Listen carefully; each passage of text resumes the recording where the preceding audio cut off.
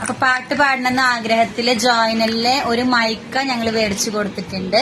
അപ്പൊ ജോയിനലിൽ ഇന്നൊരു പാട്ട് പാടാൻ വന്നിരിക്കുകയാണ് ഗൈസ്. അപ്പൊ ഓടിവായോ പാടാനുള്ളതാ.